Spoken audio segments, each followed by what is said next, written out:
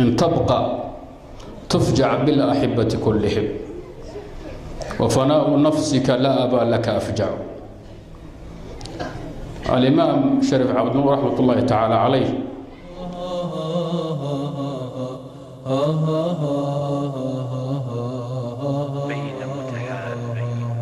سوف يمضي بنا مركب للوداع يستحث الخطى والدموع الشراع عالم لم يزل يستلذ المتاع أنتم إخوتي خير هذا المتاع. حالمك geeriyooday culumada la mid ma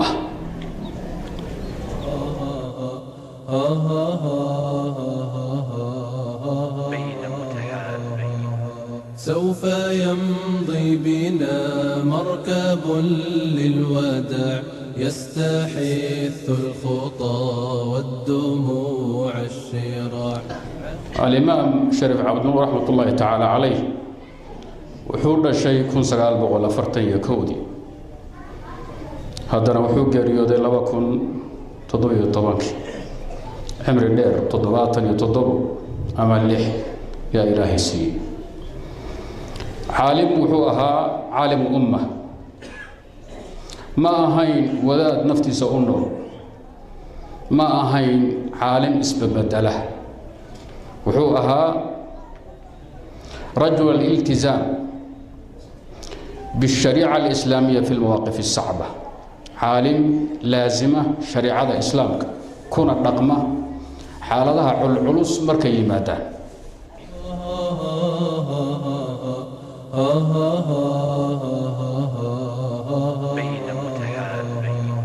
aad uga yaabi jireen aqoonta ilaahay markaasi siiyey tawaaduca akhlaaq wanaagga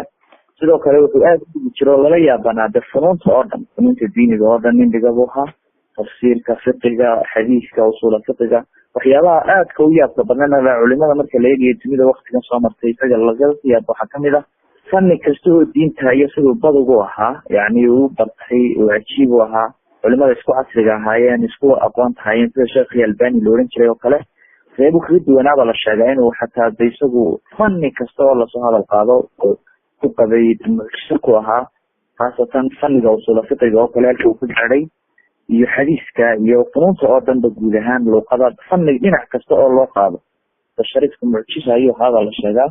culimada oo dhani waana ninka kaliya ee Soomaalida ay isku waafaqsan yihiin guud ahaan kooxahooda oo dhan jamaacooyinka halka waa aqoonta diiniga oo Ilaahay ku gaarsiiyay. يا إخوتي بعدكم لا يراد كيف أنسى أخي كيف يحلو الرقاد. يا إخوتي بعدكم لا يراد كيف أنسى أخي كيف يحلو الرقاد. حاجة أخلاق ذا مركز الشيء waxaa la yiraahdaa wuxuu ahaa nin aad u akhlaaq badan oo dhalinyartii u tagtay dadkii wax ka daran jiray waxaan xasuustaa in aanu ilmaadeer rumanahay oo jaamacaddii ummadda 73 dadkii waqtigeeda dhiganayay wuxuu ii sheegay Cabdiraxmaan la yiraahdo in waqti maalinta Arbacada oo kale oo jaamacadda ummadda la isugu keeni jiray ilaa 4,000 oo arday ummadda oo dhan halka isugu yimi jirtay wuxuu yiri markii ugu horeysay aan sidaa u dulis halkaa aan u soo dhawaaday baan gartay buu yiri haybada iyo akhlaaq wanaag ka muuqda Sheekh Cabdi Nuur akhlaaq wanaag uu gaaray Soomaaliya ummadda muslimiinta qarniga nooleba way garan karayaan waxa lagu xasuustaa ardayga iyagu ugu tagi jiray Makka al-Mukarrama ama gurigiisa ay mid ilaa carabtu ay risaalooyin ka qoreen qoraal ka sameeyeen akhlaaq wanaagiisa dulqaadkiisa waxa lagu xasuustaa dad ay isku khilaafeen masaa'il furuuca oo diiniga ah الشيخ اللي ورنتي نقبل بهذه الوادي أي منقها قال يركلوا أرضية عندما أنتوا سامحي. عالم لم يزل يستلذ المتاع أنتم إخوتي خير هذا المتاع. عبد الله المكم هو عالم وين أو صومالي وها إلهي عون حريصته أغيري وأنا الشيخ عبد الله وحيانا آل لو وحصل وحكم بحلق الصومالي وتقالوا سقيا كان مواقف بدن ودي حق الدين تدفع الكوريرين من وحوها الشيخ عبد الله رحمة الله عليه حق السيد اللي أعديه meelo badan oo culumadii mataqaana dalka joogay ay labac geliyeen asagu wuxuu ahaa si nin xaqa had iyo jeer si cad u sheegay ayuu ahaa. يا إخوتي بعدكم لا يراد كيف أنسى أخي كيف يحل الرقاد يا إخوتي. حبيبي markii ugu horeysay aniga shakhsi ahaantayda 92 ayay ahayd isagoo markaa kii ka yimid baan arkay sheekh raxmatullaahi calayhi xaqiiqa nin tawaaduc badan oo diintu ay ka muuqato oo sidahaysa diintii oo sideedii oo socoto weeye ayuu ahaa. Shariif Cabdinuur raxmatullaahi calayhi markii ugu dambeysay iyo markii ugu horeysayna taas ay markii ugu dambeysayna waxay ahayd xilli uu muxaadaro ka jeediyay 99kii masaajidka Sheekh Cali Suufi kowda May iskoolka la yiraahdo ku dhow ayuu muxaadaro ka jeediyay oo markii uu Sacuudiga u baxayay bay ahayd subaxa uu bixi doono subaxii ka horeeyay ayay ahayd. xaqiiqdii marka dhalinyaro badan buu muxaadaro u jeediyey dhalinyaradii marka uu la dardaarmay dhowr arrimood buu kula dardaarmay. dhowrka arrimood waxaa xaqiiqdii ugu muhiimsan oo aad weligay u iloobaynin laba arrimood buu kala hadlo wuxuu yidhi yasiru walaa tucasiru bashiru walaa tunasiru. xadiiskaas ayuu kala hadlay oo yidhi diinta fududeeya hana cuseynin si dardaaranka nebiga u ahaa. waxaan idinkugu darayaa buu yidhi oo culummada inta badan aan afkooda laga maqlayo walaa tubadilu diinta ha bedelina buu diinta siday tahay ha loo raaco diinta isma bedeshay dadka isbedela buu yidhi diinta ha bedelina hana isbedelina diinta siday tahay ha loo raaco dardaar noocaas ayuu subaxaana siiyey oo waan ag taagnaa. آلام لم يزل يستلذ المتاع أنتم إخوتي خير هذا يا إخوتي بعدكم لا يراد كيف أنسى أخي كيف يحل الرقاد. حقيقي شريف عبد النور markii maanta laga hadlayo Soomaalida raas casayr la raas kambun la loo yacadeynta ka dhaxla Soomaalida joogta ilaa Soomaali galbeed ilaa Soomaalida NSD Soomaalida deganin maanta diin Afriya ma jiro ilaa Shariif Cabdi Nuur fadli uu ku leeyahay hadduu saxaafada ku lahayn ninkii soo baray uu ku leeyahay. Shariif Cabdi Nuur marka muxuu ahaa caalim weyn oo Soomaali u ahaa ilaahay ha u naxariisto. xaqiiqdii waa aniga Shariif Cabdi Nuur waxyaabaha aad loogu xasuusto waxaa ka mid ah xilligii Soomaalidu ay dagaalada sokeeye ka dhacay oo mawaaqif badan oo xagga diinta dadka ay ku wareereen nin wuxuu ahaa Shariif Cabdi Nuur raxmatullaahi calayhi xaqa sidii ay u cadeeyay meelo badan oo culumadii mataqaana dalka joogay ay labac geliyeen asagu wuxuu ahaa si nin xaqa had iyo jeer si cad u sheegay ayuu ahaa.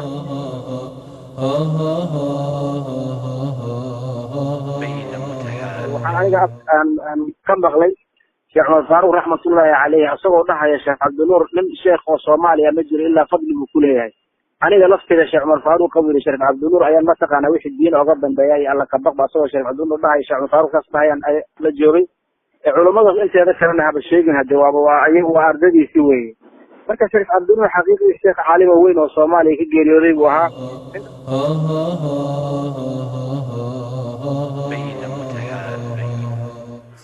marka ardadiisi waxaa la dhihi karaa Soomaaliya oo dhan way sababta waxa way cajal niman cajal Shariif Cabdi Nuur oo singurigiisa oo lino oo ragii mataqaana saxwada ah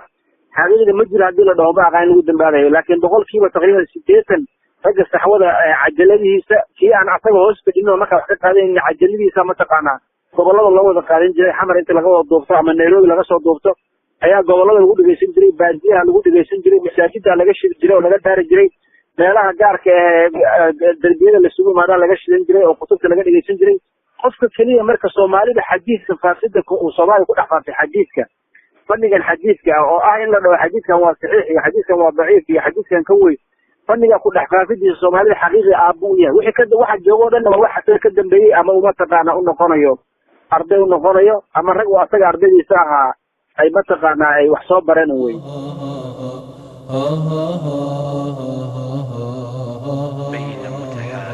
ummadda Soomaaliyeed waxaa waajib ku ah kuna aadan culimadooda xuquuqdeeda inay ilaaliyaan. waxaan aad oo la yaabay caalimkaas aqoontiisi iyo suu miisaanaa dhan walba iyo sida aan dad badan aysan u aqoonin. caalimu umma ayuu ahaa caalimu milla ayuu ahaa mawaaqif diineed oo aad iyo aad u wanaagsan oo ku tilmaaman yahay u lahaa. waxyaabahan dadka uga jeclahay waxaa ka mid ah mar walba azma timaado ama fitna weyn ay dhacdo caalim lagu yaqaan uu ahaa inuu beegsado dawga xaqa ah.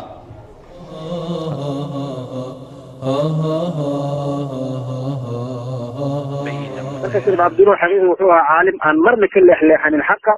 sida uu xaq yahay inuu sheego aan isbedelin buu ahaa oo dad badan oo culimo oo Soomaali ahaan jira isbedelay oo laga yaabo qaarkood maanta inay culimanimadii iyo mataqaana culamaa usoo iska noqdeen oo dad Ilaahay diintiisa ka tagay iyo cadow Ilaahay ay ku darsaneen xaqiiqdii wuxuu ahaa Ilaahay waa sugay subxaanahu wa ta'ala mowqifkiisa diineed iyo xaqa sidii uu cadeyn jiray asoo sidii uu cadeynayo hadan uu geeriyooday Ilaahay ha u naxariiso raxmatullaahi calayhi wa jacala al-jannata maswaahu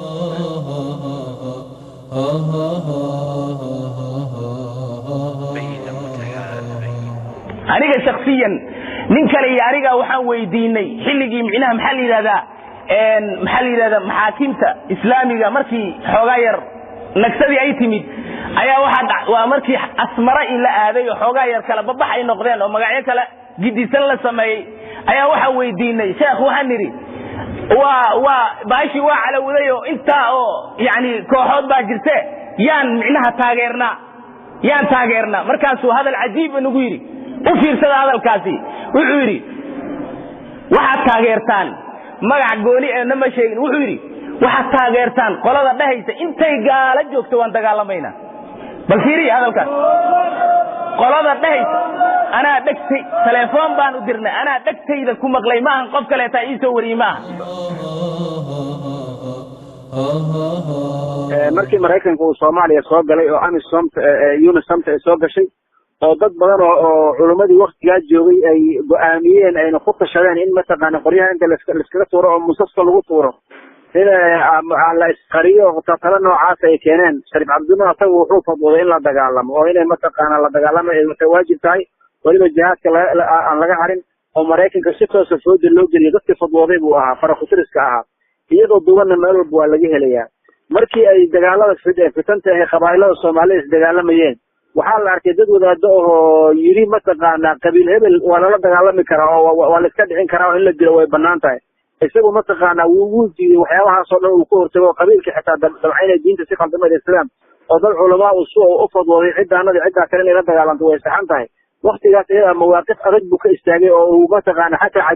cajalada uu dooyada jirtay kufu man qaala laa ilaaha illa allah uu kaga hadlayay qabaayadka sayida jiray wuu diiday mataqaana dagaaladan qabiila soqeynay fitna yihiin kii la dilay kii wax dilay ay labadu ahlan naar yihiin sida diinta ay qabto u cadeeyay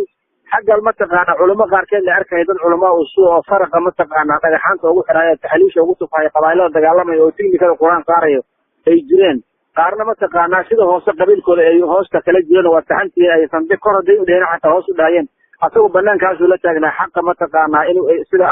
oo ayna dagaal fidno yahay dagaalka qabiilka Soomaalida ay qabaa'ilka dhexdooda islaynayaan oo qaabka la isu layn inaan laga qayb gelin oo dadku ay tahay inay xaqa sidoo yahay u raacaan dagaalka qabiilka iska dhaafaan iyo qabyaalada saas ku kala jiray mar walba xaq uu cadeyn jiray asaga iyo Sheekh Maxamed Rawle Boqortooy maraaxishi iyo mawaaqiftii muhiimka ah ee shariifku u istaagay 1990 ummadda Soomaaliyeed markay isku aafaday isbaabiis ee dagaalka sokeeyay namariyay oo dhaxmaray ummadda Soomaaliyeed waxa la weydiiyay oo duqay 70 ugu tagay reehbel dhiigooda iyo maalkooda suma banaanaa xilliga ayada ninkii yiraahdo reehbel dhiigooda iyo maalkooda ma banaano asaga dhiigiisa la banaysanay shariifku wuxuu reehbel dhiigooda iyo maalkooda waa xaraan sida adugu dhiigaada iyo maalkaadu uu xaraan u yahay dib badan oo kala kulmaa hawsha ayada duqaydi goobjooga ahaa iyo Nairobi isliina la jooga hawsha ayada 91 caalamul islaami aafa weyn oo ku soo korodhay oo ahayd in Mareykan iyo reer Yurub ay soo dhaxdageen bariga dhexe khaasatan beledkii xaraamka ay yimaadeen Sacuudiya ay yimaadeen kadibna culimadii hay'atu kibaar ulama ay taageereen beledka islaamiga in gaar lagu soo hogaamiyo oo dhex degto dhex fadhiisato shariifku wuxuu ka istaagay mowqifkii ku aadana nin culimo inuu ka istaago wuxuuna ku cadeeyay qadiyada inay xaraan tahay diin la'aana tahay kitaabkiisa buluuqa qism al-jihad 1992 markay beelaha harti iyo ururkii itixaad la oran jiray dagaalameen su'aalo adag oo xarij ah ayaa shariifka qadiyada laga weydiiyey beeshuna ay weydiin jirtay wuxuuna ka istaagay mowqifka ku aadanaa nin culumaa 93 iyo wuxuu ku beegnaa ummadii Soomaaliyeed oo gobolka Ogaadaya ka dagaalami jirtay wuxuu ahaa imaamka lafdhabarta u ah ee fataawada iyo su'aalaha iyo nawaasisha oo la soo laabta wuxuuna ka istaagi jiray kuna dhintay asagoo mowqifka weligii aan bedelin hadda u dambeysay 2006 iyo 5 wixii ka dambeeyay markay Soomaali lagu soo duulay dhalinyaro wadaado maxaakima istaageen inay istifaacaanna wuxuu ahaa imaamka loogu soo laabto mowqifka sharciga inuu istaago cadeeyana مواقفtaas la yaqaan in culumaa inuu istaago loo baahnaa ayuu istaagay kuna tilmaamaya waa dhaxdeera nin walba markuu imaamku mowqif istaago wuxuu ka qadan jiray go'aan cidaai ah oo xadgudub ah 93 ayaa shariifka la weydiiyay koox muslimiin intay iskaashato wanaagiya khayrkii ummadda in wax loo taro musu kaashan karaan urna ma asaasi karaan haaburu waa fatwooday qoraalana uu ka sameeyay niman baa kula culoobay oo shariifka hawsha kula dagaalamay aminka nono tii sacuudiga oo hay'atul kibaar ka qaatayna qoliya kula dagaalamay 2008 iyo 9 hadda u dambeysay go'aan uu ka qaatay qadiyad Soomaaliyeed ku saabsan masaajida islii qaybo kamida ya shariifka laga xamanayo lagu xadgudbay mar walba mowqif sharci uu qaato inta uu mowqifka ka farxinin ama aan jeclaysanin ayaa shariifka ku xadgudbi jirtay dhaqanna wuxuu lahaa nin walba ku xadgudba inuu san u jawaabo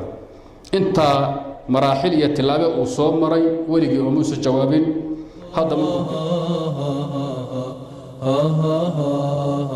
شريف عبد النور رحمة الله عليه ذاتك إلهي الصغير أو موقف كيسي الدين عن مرنا سكبة دليل بكم ديها هذه قارنة والله سعطان علماء السوء إني مثلا تاريخ فوقنا ويجيهن حتى نقار بدل أستقع كشف برتي وأستقع أردني سكم دها هيا ما أنت قال قرب صديق أو هيلي هو قال قرب تاغن أو استحنت هيلي أو على يهودي النصارى إليه واستحنت هيلي أو صحيح يعني ليين هذا الشرع تجربتان صوماليا واحد تجربتان هو واحد صحة marka nin halka taagan marka hadda asaga wax hadalkiisa laga soo qaado ma laha laakiin sugnaanshaha ilaahay baa iska leh ninka ilaahay xaq ku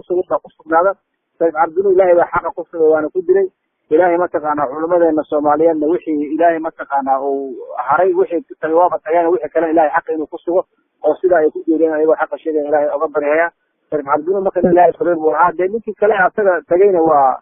halka wadada uu door biday ilaahay kulli asagana waa balaal iyo baadi un baa ma taqaana shaytaan iyo wax daran baa doorsaday halka la إن تبقى تفجع بالأحبة كلهم وفناء نفسك لا أبا لك أفجع الإمام شريف عبد النور رحمة الله تعالى عليه إخواتي رددوا صوتكم مستطاب لسنا نرجو سوى دعوة للصحاب لسنا نرجو سوى دعوة للصحاب سوف يمضي بنا مركب للوداع يستحث الخطى والدموع الشراع عالم لم يزل يستلذ المتاع أنتم